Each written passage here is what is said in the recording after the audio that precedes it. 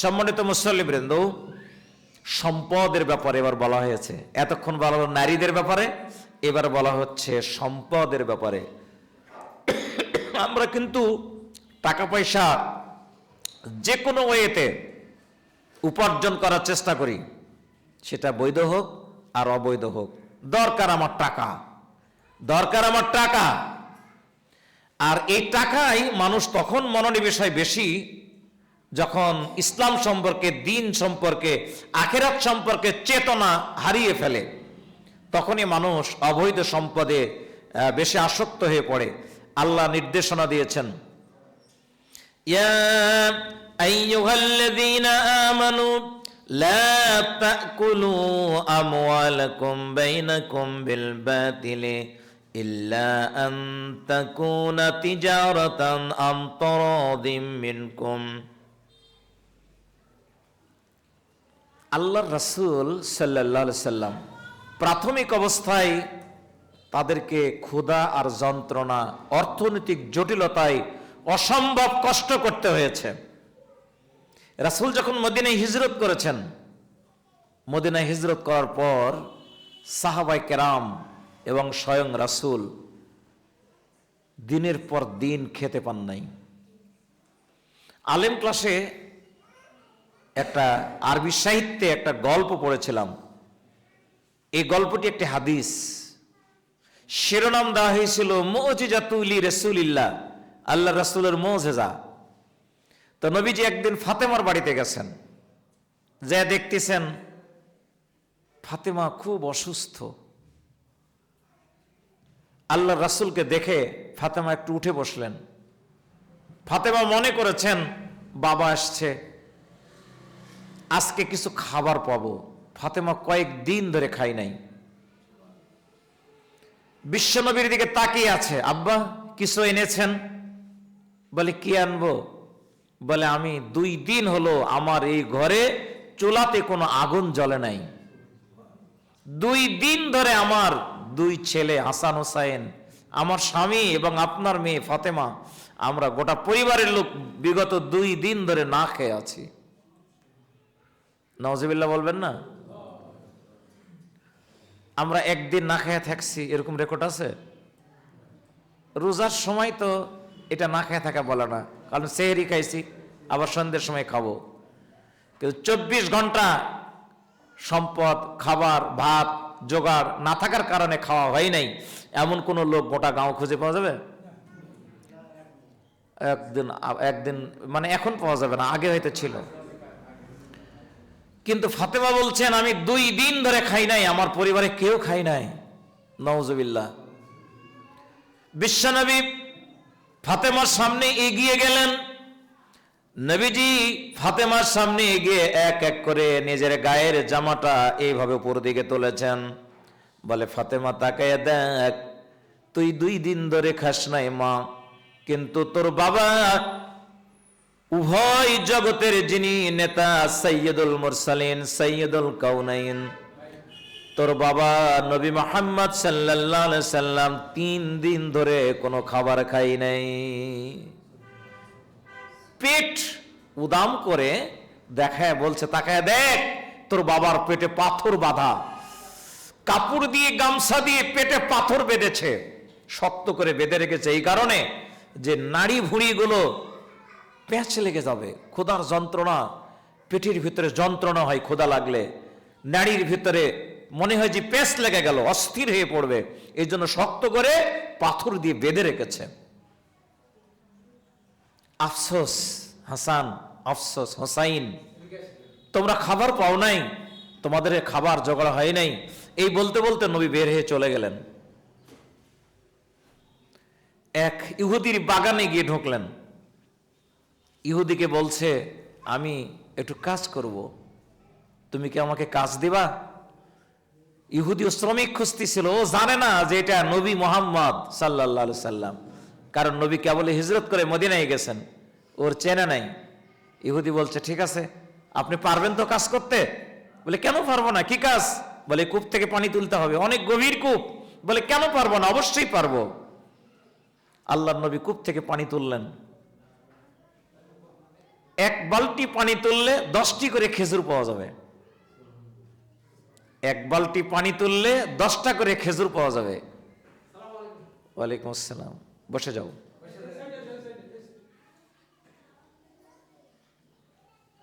কি বলছো?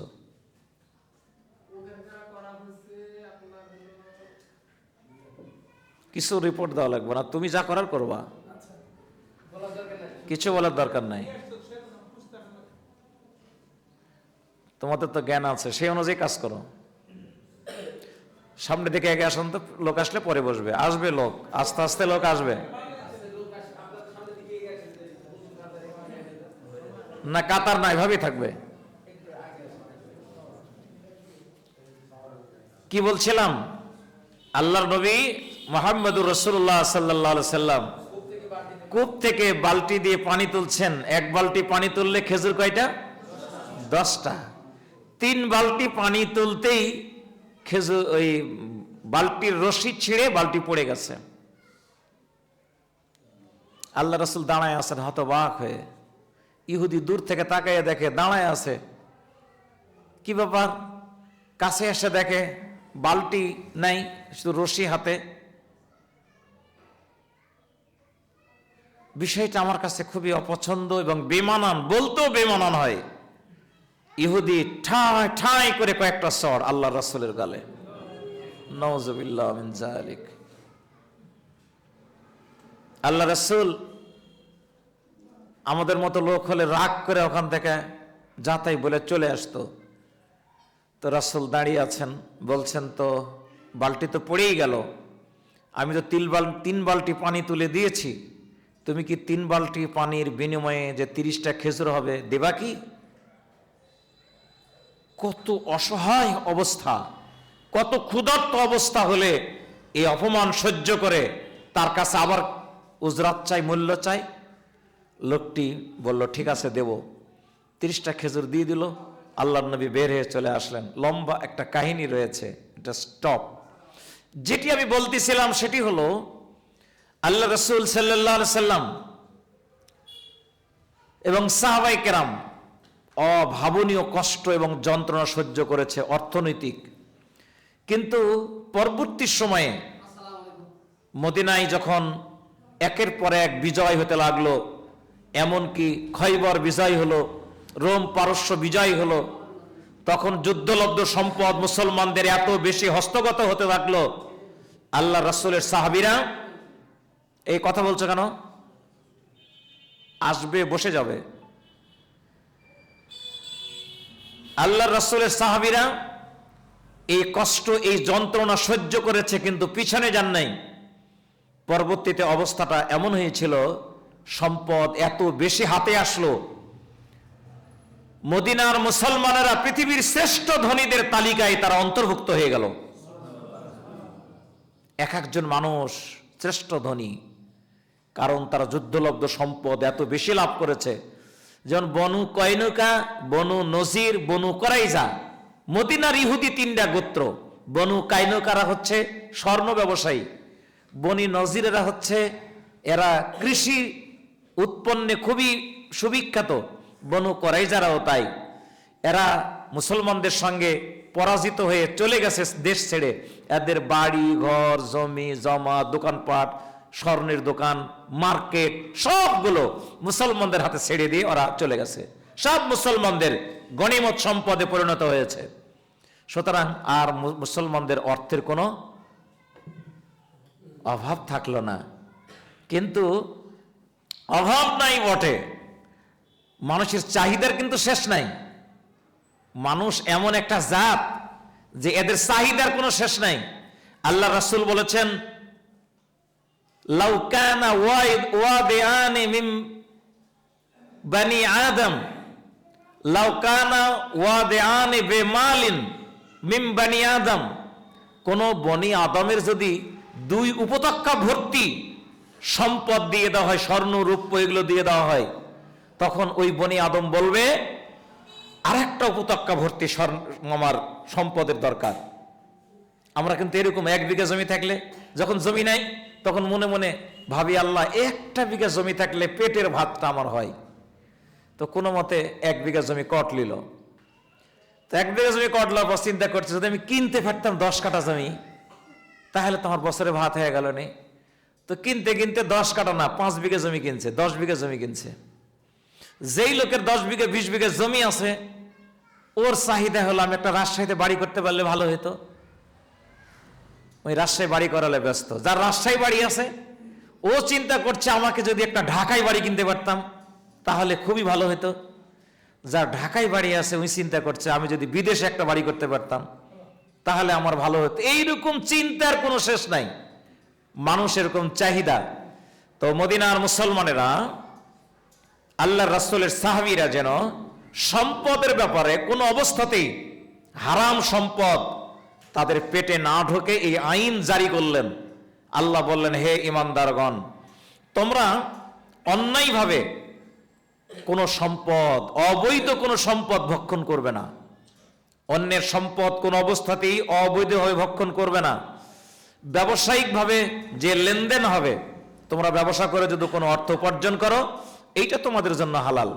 কিন্তু চুরি করে, ধোঁকাবাজি করে, তারপরে মানুষকে ফাঁকি দিয়ে যে সম্পদগুলো নেওয়া হয়, ঘুষ খায়। আমাদের গ্রামের বিভিন্ন মাতব্বররা ভয় দেখায় বিভিন্ন কাজ করে দেবো বলে মেম্বারেরা ভিজিপি কার্ড দিবে, দুস্থমাতার কার্ড দিবে, প্রেগনেন্সি ভাতা দিবে, এগুলো বলে যে টাকা নেয়। এই অভ্যাস আছে না আমাদের সমাজে? এই প্র্যাকটিস কিন্তু ব্যাপক পরিমাণে আছে। তো এই কাজগুলো, এই অবৈধ ইনকামগুলো, এগুলো কখনো খাওয়া যাবে না। আল্লাহ নির্দেশনা দিয়েছেন, খবরদার তোমরা অবৈধ কোনো সম্পদ ভক্ষণ করবে না। ওয়ালা তাকতুলু আনফুসাকুম, তোমরা নিজেদেরকে হত্যা করো না। খুবই সিরিয়াস একটা কথা। অন্যের সম্পদ ভক্ষণ করা মানে আল্লাহ বলছে নিজেদেরকে হত্যা করা। আমি কোনো পাপ কাজ করছি, পাপ কাজকে জুলুম বলা হয়েছে। আমি জেনা করছি, এটাকে জুলুম বলা হয়েছে। তার মানে আমি আমার নিজের প্রতি জুলুম করছি, আমি নিজকে হত্যা করছি, আমি নিজকে ধ্বংস করে ফেলতেছি। আমাদের সমাজে কিছু লোক আছে, 500 টাকা দিলে মিথ্যা কথা বলে, 1000 টাকা দিলে অন্যায় অসত্যের পক্ষে তারা কাজ করে, কথা বলে। আছে না এমন লোক? আমার আজরে পাজরে থাকতে পারে। যদি এরকম থাকে, এই লোকটা ও মানুষের টাকা নিয়ে বাজার করছে বা আনন্দ করছে, বা 5000 টাকা ধাপ্পাবাজি মেরে নিয়ে ঈদের মার্কেট করলো। আসলে এই লোকটা কি করলো জানেন? ও নিজকে হত্যা করলো। ও জাহান্নামের আগুন দিয়ে তার পেটকে পূর্ণ করলো। ও যদি বুঝতো যে এই টাকাটা আমার জন্য হারাম। কিরকম হারাম? আগুন মুখের মধ্যে দেওয়া যেমন হারাম, যেমন কষ্টকর, অন্যের টাকা ভোগ করা ঠিক তেমনি ভয়ঙ্কর এবং কষ্টকর এবং বিপজ্জনক। আল্লাহ রাব্বুল আলামিন বলছেন, তোমরা নিজেদেরকে কখনো হত্যা করবে না। ইন্নাল্লাহা কানা বিকুম রাহিমা, আল্লাহ তাআলা তোমাদের প্রতি অতিশয় দয়ালু। তোমাদেরকে দুনিয়াতেই বলে দিলেন যে তোমরা যদি অন্যের সম্পদ ভক্ষণ করো তাহলে তোমাদের কি শাস্তি হবে, কি শাস্তি হবে তাও বলে দিয়েছেন। আল্লাহ বলেছেন, তোমরা তোমাদের পেটকে পরিপূর্ণ করলে জাহান্নামের আগুন দিয়া, বলুন নাউজুবিল্লাহ। আল্লাহ এটা বলে দিলেন। আপনি, আমাদের মধ্যে জমির আল ঠেলা লোক আছে, আল ঠেলা লোক আছে না? আল ব্যাহা করে ফেলে দেয়। আমি তো 10 বছর ধরে বিলত নামিনি, কি যে অবস্থা আল্লাহ জানে। আমি যখন আবাদ করেছি তখন দেখেছি এই মানুষ আল ঠেলে নিয়ে চলে যাচ্ছে। তো এই যে আল ঠেলে, আমি যখন এই হাদিসটা, আয়াতটা পড়েছি যেদিন থেকে, সেই দিন ওটার থেকে মন উঠে নিছি আমি, যে না, এটা চিন্তা করার দরকার নাই। কোন লোক 1 ইঞ্চি আধাত বা 1 ফিট কারো জমি দখল করলো, আল ঠেলতে ঠেলতে ঠেলতে ঠেলতে 2 হাত 3 হাত ঠেলে চলে গেছে। এই লোকটা যদি জানতো যে এই অপরাধটা কোন ধরনের অপরাধ, কিয়ামতের ময়দানে এই লোকটা আল্লাহর সামনে দাঁড়াবে। যে পরিমাণ জমি সে অন্যের দখল করেছে, চিট করে, বাটপারি করে, ফাঁকি দিয়ে যে পরিমাণ জমি সে দখল করেছে, আল ঠেলে যে পরিমাণ সে জমি দখল করেছে, একদম 7টা ভাগ জমিন পর্যন্ত টোটাল এই মাটিটা, আর এই মাটির নিচে যত সম্পদ আছে, পেট্রোল, ডিজেল, লোহা, সোনা, রূপা, যাই থাক, যত 1000 টন হবে টোটালটাই তার ঘাড়ে কিয়ামতের ময়দানে চাপিয়ে দেওয়া হবে। সে ওটাকে ঘাড়ে নিয়ে আল্লাহর সামনে দাঁড়াবে। এই যে রাস্তায় কাজ করছে যে সমস্ত কন্ট্রাক্টর, এই কন্ট্রাক্টররা খোয়া লাগবে 1000 এই টলি বা 1000 ট্রাক। ও 1000 ট্রাক না দিয়ে 500 ট্রাক খোয়া মারছে, বাদ বাকি বালি মেরে ও কাজ করে চলে গেছে। এই যে 500 ট্রাক খোয়া যে বাঁচালো, এই কন্ট্রাক্টরকে এটা আত্মসাৎ করলো 500 ট্রাক খোয়া। বালি লাগবে 1 ফিট, সেখানে দিছে মাত্র আধা হাত। যে বালি বাঁচালো এই কন্ট্রাক্টর কিয়ামতের ময়দানে যদি অনুভূতি থাকে, তাহলে সে কাজটা কখনো করবে না। কিয়ামতের ময়দানে টোটাল বালি, সিমেন্ট, আলকাত্রা যা আছে সবগুলো বোঝা করে তার ঘাড়ে চাপিয়ে দেওয়া হবে। নাউজুবিল্লাহ বলবেন না? আল্লাহ এই জন্য বলেছে, ওয়ালা তাকতুলু আনফুসাকুম, তোমরা নিজেদেরকে হত্যা করো না। অন্যের সম্পদ আত্মসাৎ করা মানে, অন্যকে ফাঁকি দিয়ে টাকা পকেটস্থ করা মানে, অন্যের জমি দখল করার অর্থ কি? নিজেকে হত্যা করার মতো, নিজেকে হত্যা করার মতো। আল্লাহ রাব্বুল আলামিন বলছেন, ইন্নাল্লাহা কানা বিকুম রাহিমা, আল্লাহ তাআলা তোমাদের প্রতি অতিশয় দয়ালু। ওয়া মান ইয়াফআল যালিকা উদওয়ানা ওয়া সুলমান ফাসাউফা নাসলিহি নারা। এতগুলো কথা শোনার পরেও হিংসা, বিদ্বেষ, শত্রুতা বশত কেউ যদি এই জুলুম করে, মানে এই পাপ কাজ করে, অন্যের সম্পদ যদি দখল করে, আল্লাহ বলছেন ফাসাউফা নাসলিহি নারা, আমি শীঘ্রই তাদেরকে জাহান্নামে নিক্ষেপ করব। বলুন নাউজুবিল্লাহ। ওয়া কানা যালিকা আলাল্লাহি ইয়াসীরা, আর এটা আল্লাহ পাকের কাছে খুবই সহজ। জাহান্নামে নিক্ষেপ এটি আল্লাহ পাকের কাছে খুবই সহজ। মানুষ জাহান্নামে নিক্ষিপ্ত হবে, মানুষ জাহান্নামে পড়বে, জাহান্নামে পোড়ানো হবে, এটা আল্লাহ পাকের জন্য মোটেও কঠিন না। আল্লাহ এ ব্যাপারে যে খুব, তিনি যে দয়ালু এ কথা সত্য, কিন্তু ন্যায় বিচার করা, ইনসাফ করা, এটা আল্লাহ রাব্বুল আলামিন দয়ালু হওয়ার জন্য একটা বিশেষ প্রমাণ। ইন তাসতানিবুল কাবাইরা মা তুনহাউনা আনহু নুকাফির আনকুম সাইয়্যাতিকুম ওয়া নুদখিলকুম মুদখালান কারীমা। আল্লাহ বলছেন, তোমরা যদি কবিরা গুনাহ থেকে নিজকে বিরত রাখো, এই যে সমস্ত হারাম বিষয় বলা হলো, এই হারাম বিষয়গুলো থেকে যদি তোমরা নিজকে বিরত রাখো, তাহলে ছোট ছোট গুনাহ যেগুলো আছে এগুলোকে আমি আল্লাহ রাব্বুল আলামিন মাফ করে দেব। আর ওয়া নুদখিলকুম মুদখালান কারীমা, তোমাদেরকে সম্মানজনক একটি স্থানে প্লেসিং করব। ওয়ালা তাতামান্নাউ মা ফাদ্দালাল্লাহু বিহি বা'দাকুম আলা বা'দ, অন্যের সম্পদের উপর লোভ করাকে এখানে নিষিদ্ধ করা হয়েছে। আমার বাড়ির পাঁচরে একজন লোক অনেক ধনী হয়েছে, তার সম্পদ কি করে নেওয়া যায়? ও কেন সুখে থাকবে? ও কেন ভালো খাবে? ওর কেন এত টাকা হবে? আমরা এরকম অনেক সময় বিভ্রান্ত হয়ে পড়ি এবং শত্রুতায় লিপ্ত হয়ে যায়। চুরি, ডাকাতি, তারপরে ষড়যন্ত্র, নানান রকম ষড়যন্ত্রে লিপ্ত হই। আল্লাহ রাব্বুল আলামিন এখানে সে আইনও দিয়ে দিলেন, খবরদার, আল্লাহ তাআলা একজনকে আর একজনের উপর আভিজাত্য দান করেছেন। আল্লাহ রাব্বুল আলামিন একজনের উপর আরেকজনকে সম্পদশালী করেছেন। তুমি অন্যের সম্পদের আকাঙ্ক্ষী কখনো হবে না, কখনো অন্যের সম্পদের প্রতি লোভ করবে না। তোমাকে যা দেওয়া হয়েছে তুমি সেটা নিয়ে খুশি হও। আমাকে যা দেওয়া হয়েছে আমি যদি এটা নিয়ে খুশি হই, আল্লাহর ঘোষণা, ওয়াইন লাইন শাকারতুম, তোমরা আমার দেওয়া সম্পদ আর এই নিয়ামত নিয়ে তোমরা যদি শুকরিয়া আদায় করো, লা আজিদান্নাকুম, আল্লাহ বললেন আমি আল্লাহ আমার নিয়ামত তোমার প্রতি বাড়াইয়া দেব। আল্লাহ যেটুকু দিছে আমাকে, চলছে না, কষ্ট হচ্ছে, খুবই কষ্ট হচ্ছে, আমাকে কখনো না খেয়ে থাকতে হয়। এই ছেলেরা,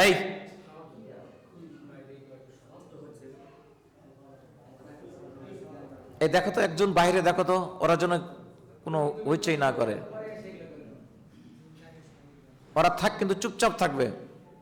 আর যারা চুপ থাকার মতো না তাদেরকে দূরে রাখো। হ্যাঁ, এই আয়াতটা বলে আমি শেষ করব। আল্লাহ রাব্বুল আলামিন আমাকে যা দিয়েছে এটাতেই যদি আমি তৃপ্ত হই, একটু পরেই আল্লাহ রাব্বুল আলামিন আমাকে এমন কিছু দিবেন যা আমি জীবনে কল্পনাও করতে পারি নাই। এটা আল্লাহ রাব্বুল আলামিনের সূত্র।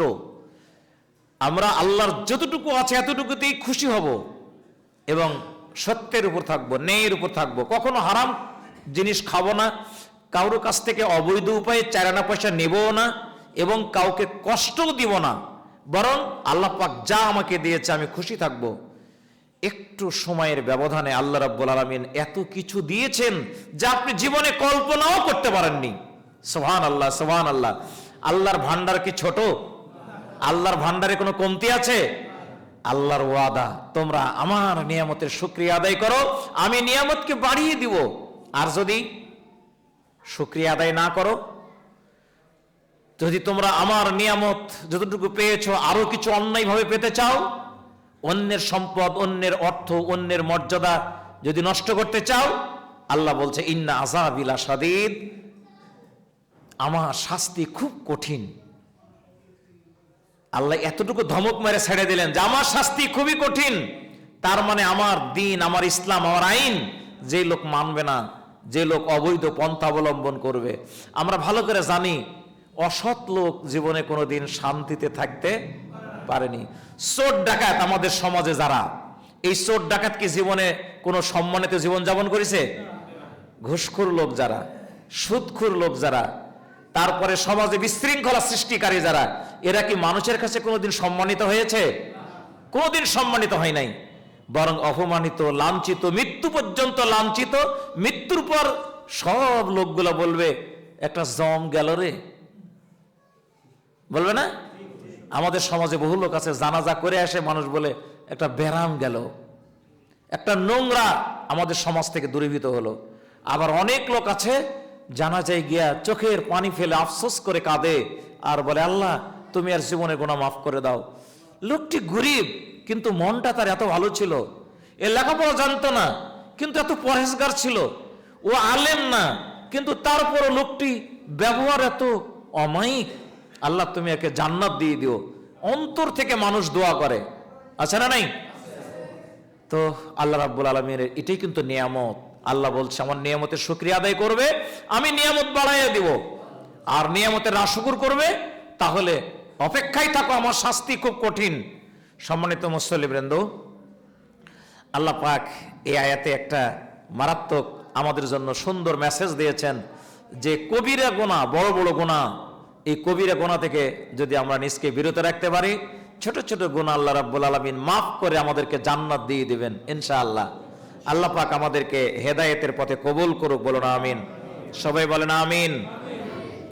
আমরা যে সময় অবস্থান করছি এটি রমজান মাস। রমজান মাস না? রমজান মাস। রমজ শব্দের অর্থ হচ্ছে জ্বালিয়ে দেওয়া, পুড়িয়ে দেওয়া, সারকার করে দেওয়া। রমজান এসেছে আমাদের সমস্ত গুনাহগুলোকে পুড়িয়ে দেওয়ার জন্য, সারকার করে দেওয়ার জন্য, গুনাহ থেকে মুক্ত করার জন্য। বলুন সুবহানাল্লাহ। রমজান মুবারক যখন আসে, আল্লাহর নবী বলেছেন ফুতিহাত আবওয়াবুস সামা ওয়া ফি রিওয়ায়া ফুতিহাত আবওয়াবুর রাহমা ওয়া ফি রিওয়ায়া ফুতিহাত আবওয়াবুল জান্নাহ ওয়া গুল্লিকাত আবওয়াবু জাহান্নাম ওয়া সুলসিলাতিশ শায়াতিন। রমজান মাস আসার সাথে সাথে আল্লাহর রহমতের দরজা আল্লাহ খুলে দেন, সুবহানাল্লাহ। রমজান মাস আসার সাথে সাথে আল্লাহ আসমানের দরজা সমূহ খুলে দেন, সুবহানাল্লাহ। রমজান মাস আসার সাথে সাথে আল্লাহ রাব্বুল আলামিন তার জান্নাতের দরজা সমূহ খুলে দেন, সুবহানাল্লাহ। আর গুল্লিকাত আবওয়াবু জাহান্নাম, জাহান্নাম থেকে আল্লাহ রাব্বুল আলামিন জাহান্নামের সকল দরজাগুলো বন্ধ করে দেন, আলহামদুলিল্লাহ। ওয়া সুলসিলাতিশ শায়াতিন, শয়তানকে আল্লাহ রাব্বুল আলামিন শিকল দিয়ে বেঁধে তাকে আটকিয়ে দেয়, সুবহানাল্লাহ। তার মানে রমজান মাসে যেন কোনো পাপ না হয় সেই ব্যবস্থাপনা আল্লাহ রাব্বুল আলামিন আমাদের জন্য রেখেছেন। রমজান মাস থেকে আল্লাহ পাক আমাদের জীবনের সমস্ত গুনাহ থেকে মুক্ত করার জন্য এই রমজান মাস দান করেছেন। সম্মানিত মুসল্লিয়ানে কেরাম, মান সামা রমাদানা ঈমানাও ওয়া ইহতিসাবান গুফিরা লাহু মা তাকাদ্দামা মিন জামবিহি। নবীজি বললেন, যে ব্যক্তি ঈমান আর ইহতিসাবের সঙ্গে সিয়াম পালন করবে, আল্লাহ রাব্বুল আলামিন তার জীবনের সকল গুনাহ মাফ করে দেবেন। যে আয়াত দিয়ে রমজানের সিয়ামকে ফরজ করা হয়েছে, সেই আয়াতটার শেষে একটা শব্দ আমি যখন বলি তখন আমাকে নানান ব্যাখ্যায় যেতে হয়। যেমন বলা হয়েছে, হে ঈমানদারগণ, তোমাদের প্রতি সিয়ামকে ফরজ করা হয়েছে, যেমন ফরজ করা হয়েছিল তোমাদের পূর্ববর্তী লোকদের উপর, লাআল্লাকুম তাত্তাকুন, আশা করা যায় তোমরা তাকওয়ার গুণ অর্জন করবে, তাকওয়াবান হবে, সম্ভবত তোমরা তাকওয়াবান হবে। এই যে সম্ভবত কথাটা উল্লেখ করা হয়েছে, সম্ভবত কোন জায়গায় ব্যবহার করা হয়? যেখানে হওয়া না হওয়া দুটার সম্ভাবনা থাকে, সেখানে সম্ভবত শব্দ ব্যবহার করা হয়। তা আল্লাহ রাব্বুল আলামিন বললেন, হে ঈমানদারগণ, তোমাদের প্রতি রোজা ফরজ করা হয়েছে, যেমন ফরজ করা হয়েছিল তোমাদের পূর্ববর্তীদের উপর, আশা করা যায় তোমরা তাকওয়াবান হবে, সম্ভবত তোমরা মুত্তাকি হবে। তার মানে রোজা রাখলেই যে আমরা মুত্তাকি হব, গুনাহ থেকে মুক্ত হব, এমনটা কোনো 100% গ্যারান্টি নেই। কেন গ্যারান্টি নেই? বিশ্ব নবী বলেছেন, বুখারীর হাদিস, মান লাম ইয়াদা কাওলাস সুর ওয়াল আমালি বিহি ফালাইসা লিল্লাহি হাজাতাহু ফি আইয়াদা তাআমাহু ওয়াশ শারাবাহু। বিশ্ব নবী বললেন, যেই লোক মিথ্যা আর অশ্লীল বেহুদা নিষিদ্ধ কর্মকে ছাড়ে নাই, এই লোকের পানাহার পরিত্যাগ করা আর না করা দুটাই সমান। তার মানে যেই মানুষটি মিথ্যা কথা আর মিথ্যার দ্বারা তৈরি সমস্ত বিধিবিধান, আইনগুলো, অশ্লীলতা, বেহায়াপনাগুলো, এগুলো ছাড়তে পারে নাই, এই লোক, এই মানুষটি রোজা রাখা আর না রাখা দুটাই সমান। আমি রোজা রেখেছি, আবার মিথ্যা কথাও বলি, আছে না নাই? রোজা রেখেছি, গীবত গাই, আছে না নাই? রোজা রেখেছি, আমরা অন্যের সম্পদ আত্মসাৎ করারও প্ল্যান করি। দোকানদার দোকানদারি করছে আর খাদ্যে ভেজাল মিশ্রিত করে মানুষকে ঠকাচ্ছে, এই লোক রোজা রাখা আর রোজা না রাখা দুইটাই সমান। এই ফ্যানটা দাও তো, এই ফ্যানটা দাও।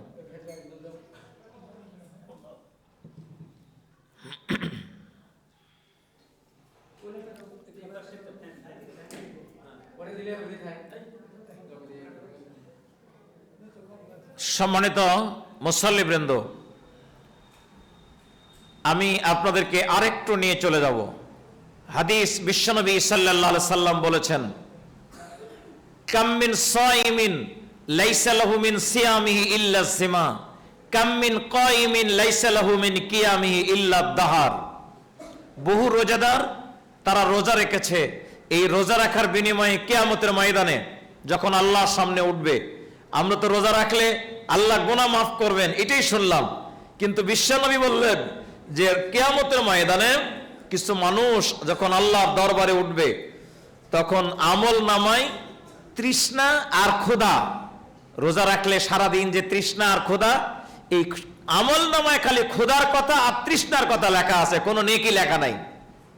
নাউজুবিল্লাহ মিন যালিক। কথা কি বোঝা গেছে? কিছু মানুষ কিয়ামতের ময়দানে উঠবে রোজাদার, আমল নামায় শুধু তৃষ্ণা আর ক্ষুধার যন্ত্রণা ছাড়া কোনো নেকি লেখা নাই। আবার বহু রোজাদার কিয়ামতের ময়দানে, বহু রাত্রি জাগরণকারী কিয়ামতের ময়দানে উঠবে রাত জাগার কষ্ট ছাড়া। ওই যে আমরা লাইলাতুল কদর পালন করি, তারাবি পড়ি রাত জেগে জেগে, তো কিয়ামতের ময়দানে এরকম বহু রাত্রি জাগরণকারী রাত জাগার কষ্ট ছাড়া আমল নামায় কোনো নেকি নাই। এরা কারা? এরা কি আমরা? একটু ভাবতে হবে, ওই লোকটা কি আমি কি ওই দিকে যাচ্ছি? সম্মানিত মুসল্লিয়ানে কেরাম, একটু বিশ্লেষণ করে আমরা দেখি যে ওই দলে আমি যাচ্ছি কি না। আমি কিয়ামতের ময়দানে নেকি পাবো না, শুধু রোজার কষ্টই আছে, নেকি নাই, শুধু রাত জাগার কষ্টই আছে, এইটা কি আমার হচ্ছে? আল্লাহর নবী জনাবে মুহাম্মদুর রাসূলুল্লাহ সাল্লাল্লাহু আলাইহি সাল্লামের এই হাদিসটি, মান লাম ইয়াদা কাওলাস সুর, কাউলাসুর মানে মিথ্যা কথা। এখানে মিথ্যা বলতে যেটা বোঝানো হয়েছে, পৃথিবীর যত রকমের জ্ঞান, যত প্রশ্ন মানুষের আছে, এই প্রশ্নের উত্তরগুলো দুই প্রকারের জ্ঞান থেকে আসবে। একটা হচ্ছে ওহির জ্ঞান, আর একটা হচ্ছে দুনিয়াবি জ্ঞান। যেমন আমি জিজ্ঞাসা করলাম, এই মসজিদটা কত ফুট দৈর্ঘ্য প্রস্থ? এটা যার জানা আছে কেবল সেই বলতে পারবে।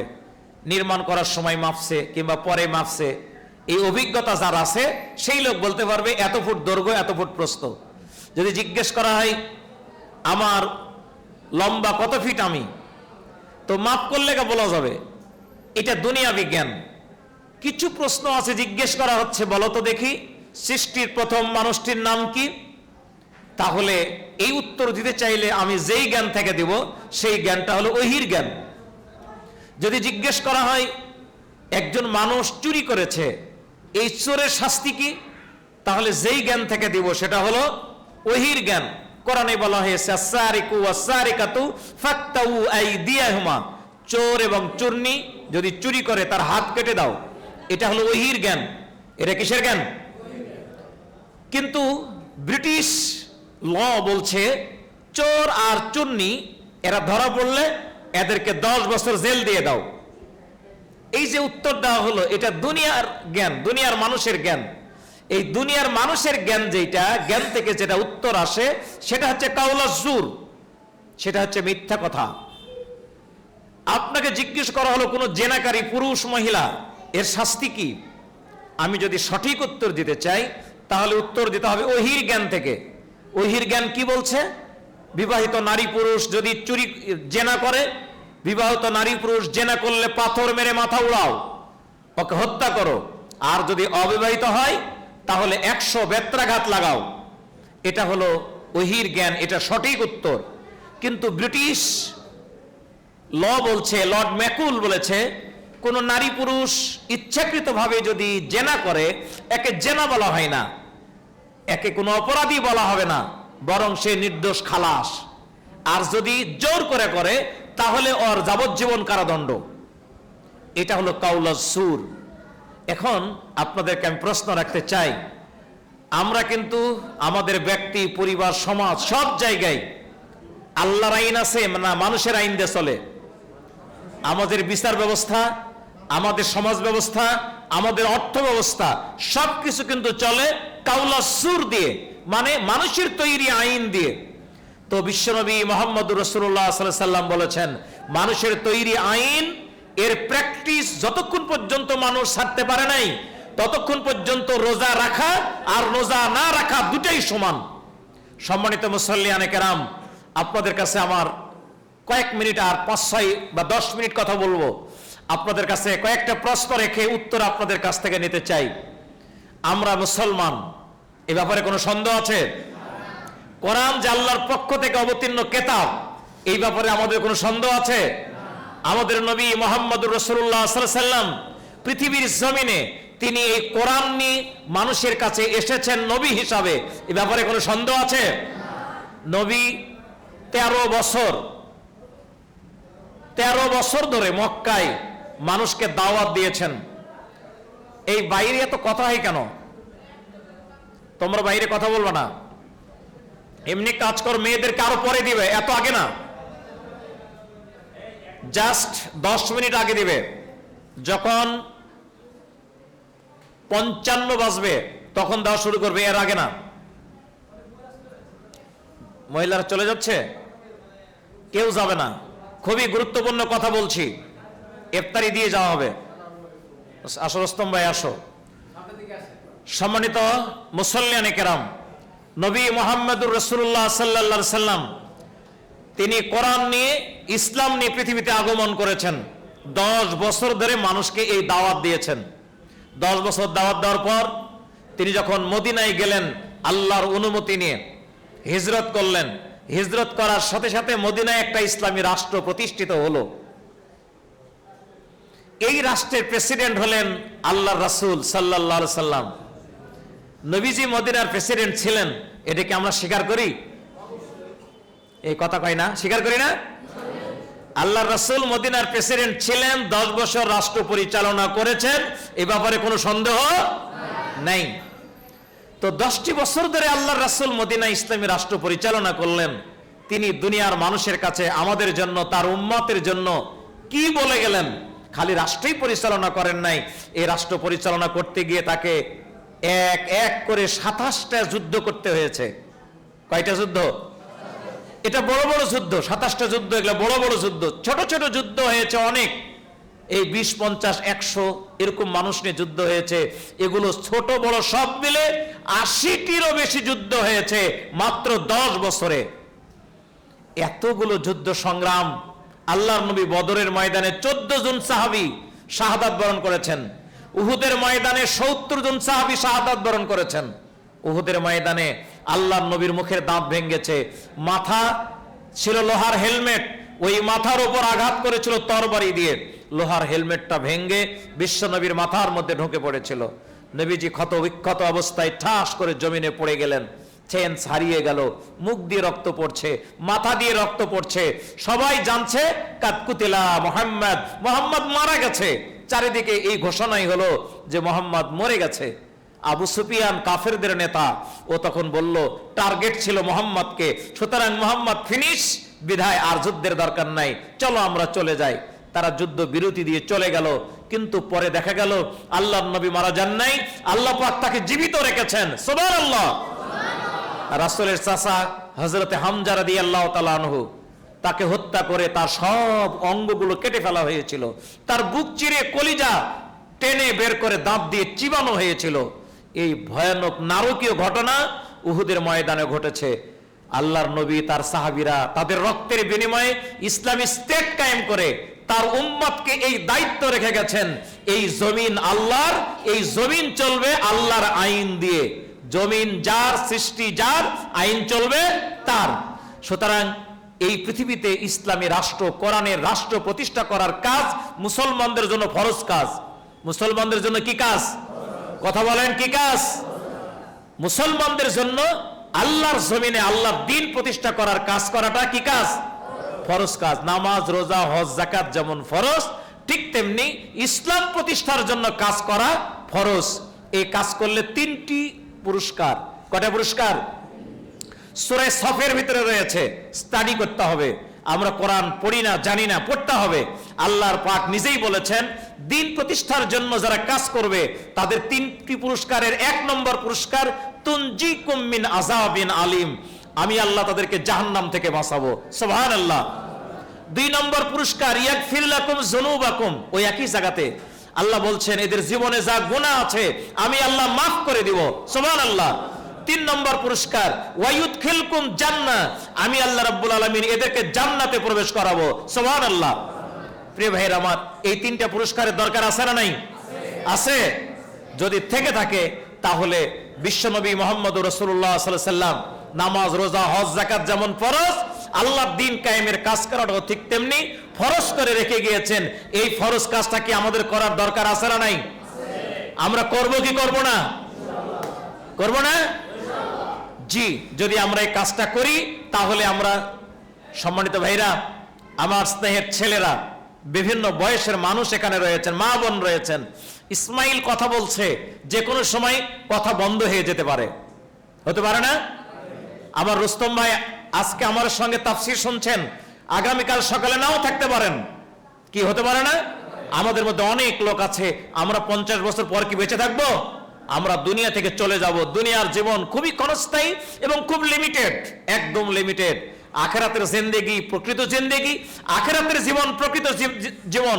যদি আখিরাতে সফলতা পেতে চাই তাহলে বিশ্বনবী যা বলেছেন ওটা মানতে হবে, রাসূল যা করেছেন তা আমাদেরকে করতে হবে।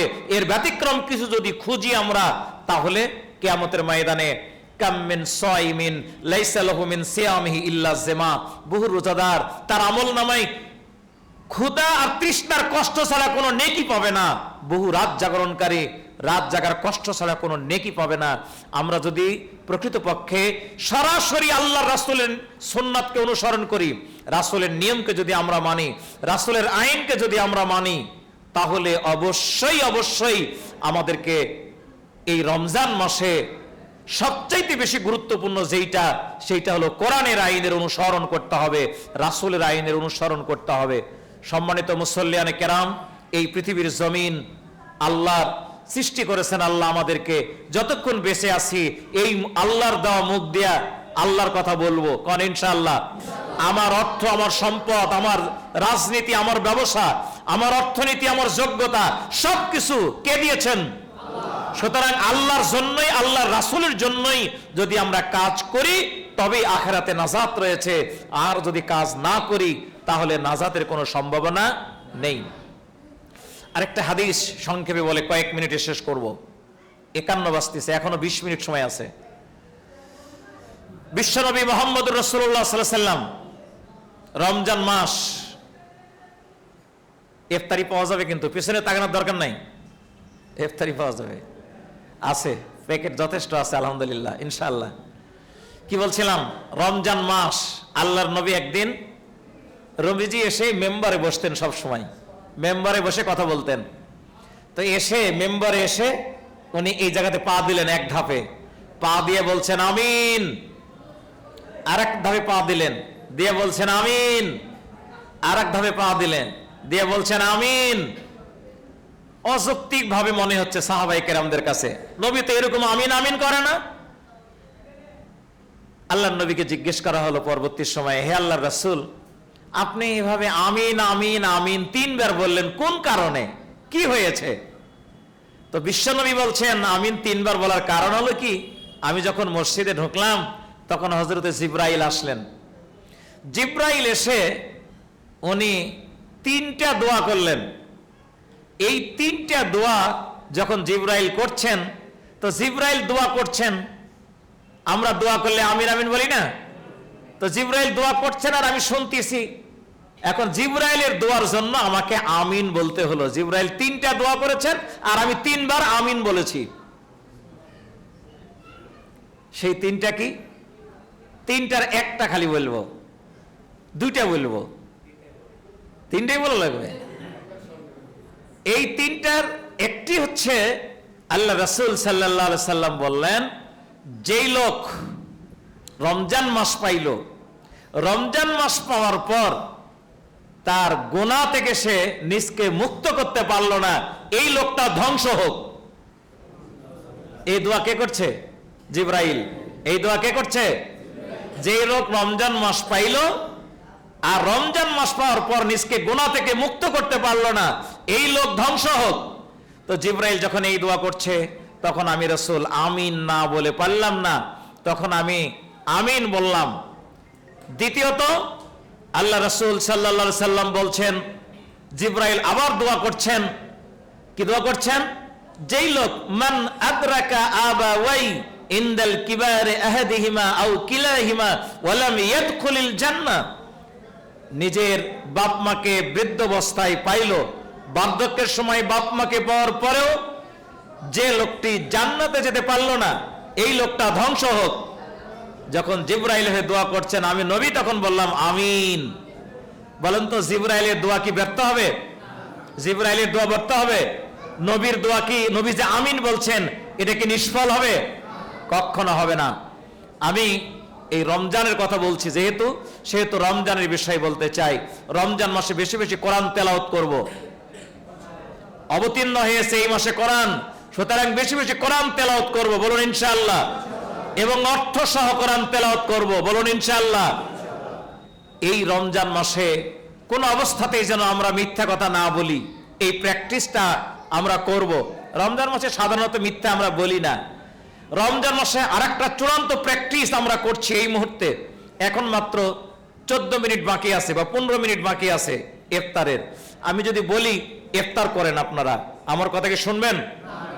শুনবেন না? কেন শুনবেন না ভাই? আমার তো সব কথাই প্রায় শোনেন, আজকে একটু শোনেন। আপনারা শুনবেন না? না, আচ্ছা, আমাদের মোহনপুর থানা ওসি যদি এসে বলে এই গ্রেফতার হবে, কিন্তু ওসির কথা না শুনলে গ্রেফতার হওয়া লাগবে, কি শুনবেন না? আচ্ছা, আমাদের একদম সেনা প্রধান ওয়াকারুজ্জামান ও যদি বলে, আরে না শুনলে একবারে ব্রাশ ফায়ার করে সব উড়িয়ে দেওয়া হবে, কি তাও শোনা যাবে না? খামাখা কথা। আসলেই আমরা কিন্তু যেই বলুক না কেন, সে যতই ভয় দেখাক আর যতই ক্ষমতাবান হোক, আমরা এই 10 মিনিট আগে বললো আমরা তার কথা শুনবো, 10 মিনিট আগেও ইফতার করব না। কেন ইফতার করব না? আল্লাহর হুকুম হলো সূর্য ডুবার পর ইফতার করা। আল্লাহর হুকুমের বিপরীত যে কেউ বলুক না কেন তার কথা মানা যাবে না। আচ্ছা, এই যে আমি একটা প্র্যাকটিস এখানে করলাম যে আল্লাহর হুকুমের বিপরীত কোনো কথা কাউরও শোনা যাবে না, তো এই কথাটা কি খালি রমজান মাসে ইফতারের সময় শুধু? এই কথাটা জীবনের সব জায়গায়, আমি যখন নামাজ পড়বো ওখানে কার হুকুম? যখন আমরা এই ব্যবসা করব সেখানে কার হুকুম? আমি যখন বিচার করব সেখানে কার হুকুম মানতে হবে? আমি যখন রাজনীতি করব তখন কার হুকুম মানতে হবে? আমি যখন ভোট দিব, ভোট নিব, নেতা নির্বাচন করব, রাষ্ট্র পরিচালনা করব, বিচার ফাইসালা করব, তখন কার হুকুম মানতে হবে? আল্লাহর হুকুমের বিপরীত আমার যত বড়ই নেতা হোক না কেন, যদি বলে তা মানা যাবে। এই প্র্যাকটিস রমজান মাসে আমরা যদি ধরে রাখতে পারি, এই প্র্যাকটিস যদি আমরা করতে পারি, তাহলে এই প্র্যাকটিস আপনাকে আমাকে সারাটা বছর নেক আমল, ভালো আমল করার, আল্লাহর গোলাম হিসেবে কাজ করার সুযোগ দান করবে। অন্যথায় কি হবে? কোন লোক খাইলো, পেট ভরে খাইছে বিরিয়ানি, খাওয়ার পর মুখের মধ্যে হাত ঢুকেতে বমি করে দিছে, বলেন তো এই খাবার তার জন্য কোনো উপকার দেবে? উপকার দেবে?